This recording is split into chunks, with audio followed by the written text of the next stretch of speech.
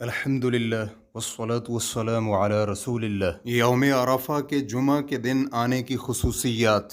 ابن قیم رحمہ اللہ کہتے ہیں صحیح بات یہ ہے کہ ہفتے کے دنوں میں جمعہ کا دن سب سے افضل ہے، اور یوم عرفہ اور یوم نحر سال کے افضل ترین دن ہیں۔ اسی طرح لیلۃ القدر اور جمعہ سے پہلے والی رات بھی افضل ترین راتیں ہیں۔ اسی لیے جمعہ کے دن یوم عرفہ کی دیگر تمام ایام کے مقابلے میں خصوصیات ہیں، اور اس کی متعدد وجوہات ہیں۔ پہلی وجہ، اس طرح سے دو افضل ترین دن اکٹھے ہوتے ہیں۔ دوسری وجہ، جمعہ کے دن دعا کی یقینی قبولیت کی گھڑی ہے، اور اکثر کا یہی قول ہے کہ وہ عصر کے بعد ہے، اور اسی وقت میں عرفات کا میدان کھڑے ہو کر دعائیں مانگنے والوں سے بھرا ہوتا ہے۔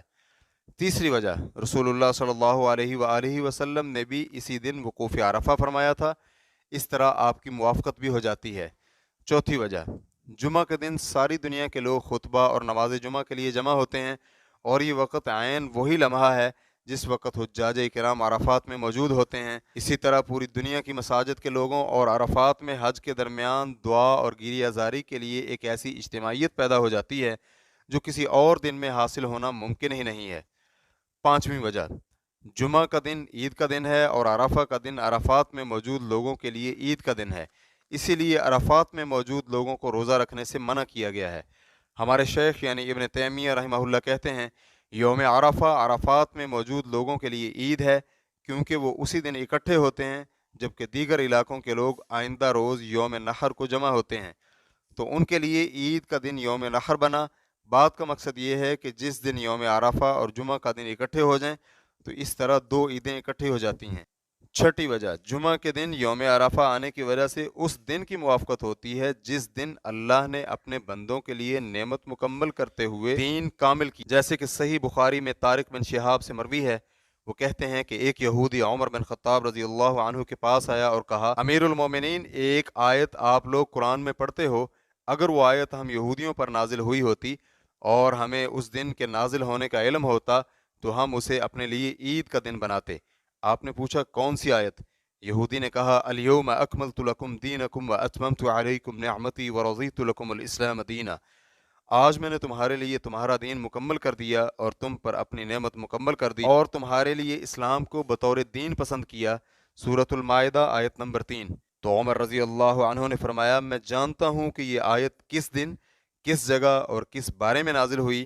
یہ آیت رسول اللہ صلی اللہ علیہ وآلہ وسلم پر عرفات میں جمعہ کے دن نازل ہوئی، اور ہم آپ کے ساتھ عرفات میں وقوف کیے ہوئے تھے۔ ساتویں وجہ، یہ دن ایک بڑے اجتماع سے بھی موافقت رکھتا ہے، اور بڑے اجتماع سے مراد قیامت کا دن ہے، کیونکہ قیامت جمعہ کے دن ہی قائم ہوگی، جیسے کہ آپ صلی اللہ علیہ وآلہ وسلم نے فرمایا، سورج طلوع ہونے کا بہترین دن جمعہ کا دن ہے، اسی میں آدم علیہ السلام کو پیدا کیا گیا اور اسی میں جنت کا داخلہ ملا، اور اسی دن جنت سے نکالا گیا، اور اسی دن قیامت قائم ہوگی۔ اور جمعہ کے دن ایک ایسی گھڑی ہے جس میں کوئی بھی مسلمان اللہ سے بھلائی مانگے تو اللہ اسے وہی عطا فرماتا ہے۔ آٹھویں وجہ، جمعہ کے دن اور اس سے پہلے والی رات میں مسلمان دیگر ایام کی بنسبت زیادہ اطاعت گزاری کرتے ہیں، حتیٰ کہ بد کردار طبقہ بھی جمعہ کے دن اور اس سے پہلے آنے والی رات کا احترام کرتا ہے۔ ان کا یہ ماننا ہے کہ جو شخص بھی اس دن اللہ کی نافرمانی کرے تو اللہ اسے مہلت نہیں دیتا، بلکہ اسے جلد از جلد سزا سے دوچار فرما دیتا ہے۔ یہ ایسا معاملہ ہے کہ انہیں اس بات کا بہت زیادہ یقین ہے،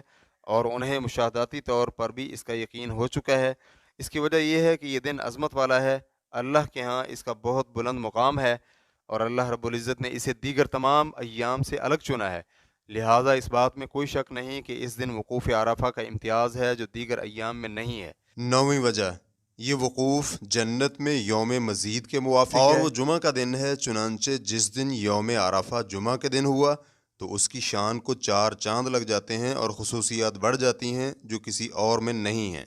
10ویں وجہ، اللہ رب العزت یوم عرفہ کی شام کو عرفات میں وقوف کرنے والوں کے قریب ہوتا ہے اور پھر فرشتوں کے سامنے فخر فرماتا ہے، چنانچہ ان وجوہات کی بنا پر جمعہ کے دن وقوف عرفہ کو دیگر ایام میں وقوف پر فضیلت دی گئی ہے۔ ریفرنس کے لیے دیکھیے زاد المعاد جلد نمبر 1 صفحہ نمبر 60 تا 65۔ اسلام کیو اے ریکارڈنگز، مؤسسۃ الشیخ محمد صالح المنجد، المملکۃ العربیۃ السعودیہ، فتویٰ نمبر 95283۔ والسلام علیکم ورحمۃ اللہ وبرکاتہ۔